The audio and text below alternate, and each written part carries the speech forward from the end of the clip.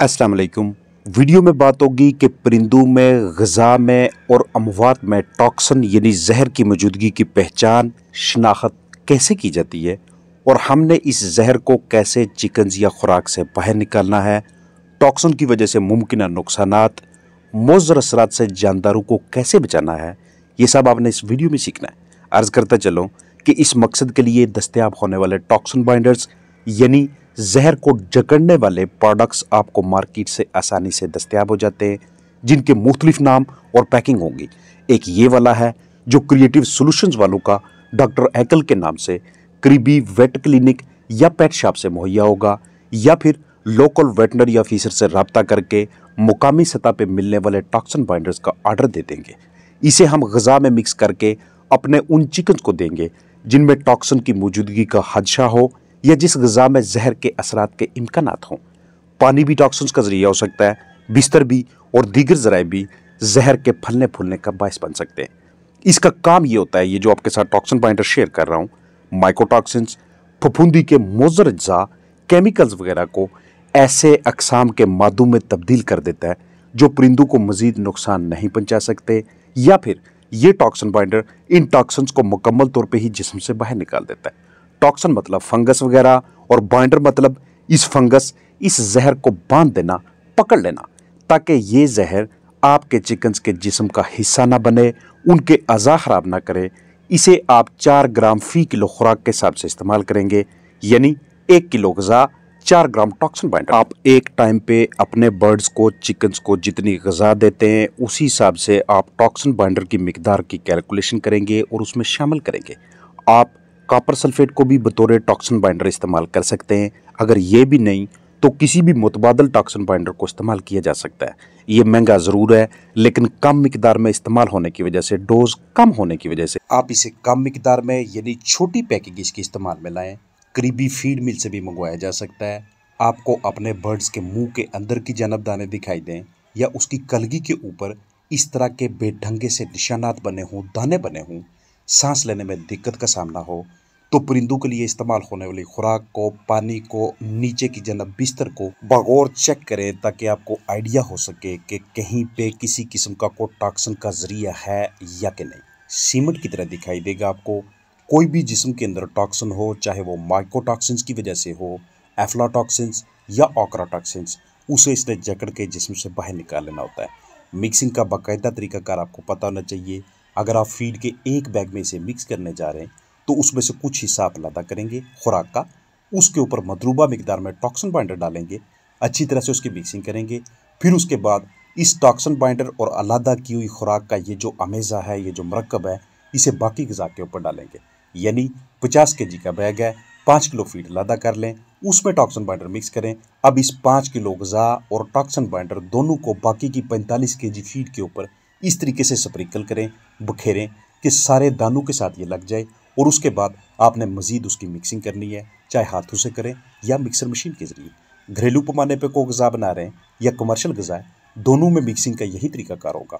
आपको सब्ज़, सफ़ेद, काले या कोई और रंग के अजनास नज़र आते हैं, जो भी आप अपने चिकन के लिए इस्तेमाल करने जा रहे हैं, तो ऐन मुमकिन है कि उनके ऊपर फंगस लगी हो। इसी फंगस की वजह से हमारे बर्ड्स का जिगर फीका होना शुरू हो जाता है, उसके किनारे ख़राब होने लग जाते हैं। प्रोवेंट्रिकुलस और गिज़र्ड सही तरीके से काम नहीं करते। अगर आप प्रोवेंट्रिकुलस और गिज़र्ड को, स्पेशली गिज़र्ड देखें, तो इसमें से अगर झिल्ली आराम से उतरना शुरू हो जाए तो इसका मतलब ये होता है कि टॉक्सिन बहुत ज़्यादा है। अगर मुश्किल से उतरे तो मतलब ये होगा कि टॉक्सिन का लेवल इसके अंदर कम है। जैसे ही जिगर ख़राब होगा, बर्ड का मेटाबॉलिज्म ख़राब होना शुरू हो जाता है। एक अहम पॉइंट की तरफ तवज्जो दिलाना चाहूँगा कि जितना ज़्यादा टॉक्सिन आपके बर्ड्स की बॉडी के अंदर अपना घर बनाता जाता है, उतना अफलाक में शरह बीमारी ज़्यादा होती जाती है। हालांकि शरह मवाद आगाज़ में कम होती है, जितना ताहीर का शिकार होते जाएंगे उतना उसमें से मोर्टेलिटी रेट भी बढ़ता जाएगा। परिंदों के चेहरे के किसी भी हिस्से पे इस तरह के बग़ैर किसी ख़ास शक्ल के जर्द, काले, भूरे, गंदमी या इनसे मिलती जुलती रंगत के दाने नज़र आते हैं, तो एक बार फंगस, फफूंदी को जहन में लाजमी लाइएगा कि कहाँ से ये फंगस हमारे बर्ड्स तक आ रही है, इसका सोर्स क्या है। सोर्स कोई भी हो, कुछ ऐसी ही अलामात होंगी जैसी आप देख रहे हैं। जल्द से जल्द इस ज़रिए की तलाश करके फंगस की मुर्गियों तक सप्लाई को, रसाई को रोकना है और जो फफूंदी हमारे चिकन के निज़ाम में दाखिल हो चुकी है और अंदर बहुत से अज़ा की खराबी का भी बायस बन रही है, उसे हमने ख़त्म करना है। बिस्तर, खुराक, हैचरी, ग़िज़ा, पानी को बाकायदा अच्छे तरीके से हमने चेक करना है। बिस्तर की चेकिंग का क्या तरीका होगा कि अगर हमें उसके ऊपर ज़रा सा भी कुछ इस तरह के केक्स नज़र आते हैं, थोड़ा सा गीलापन नज़र आता है, तो उसे हम ड्राई करेंगे और ड्राई करने के बाद उस पे ऊपर हम स्प्रे करेंगे। अगर आप कॉपर सल्फेट को इस्तेमाल करते हैं तो 10 बैग्स के लिए 80 ग्राम कॉपर सल्फेट, 1 लीटर सिरका। मतलब क्या हुआ कि एक बैग यानी कि 50 केजी के लिए 16 ग्राम कॉपर सल्फेट और 200 ml सिरका इस्तेमाल करेंगे। ये कॉपर सल्फेट आपको 480 से 500 रुपये की कीमत में फ़ी किलो के हिसाब से मिल जाता है। हो सकता है कि अब इसकी कीमत 10, 20, 50, 60 रुपये ऊपर नीचे हो चुकी हो। और अगर आप इसे बतौर स्प्रे इस्तेमाल करना चाहें तो उस मकसद के लिए आप 1 लीटर पानी लेंगे, आपके पास स्प्रे बॉटल होनी चाहिए, उसमें आप आधा चम्मच कॉपर सल्फेट का डालेंगे। कॉपर सल्फेट इस तरह की कंडीशन में आपको बाज़ार से करीबी पंसार से भी दस्तयाब हो जाता है या पेट शॉप्स में भी ईजिली मिल जाता है।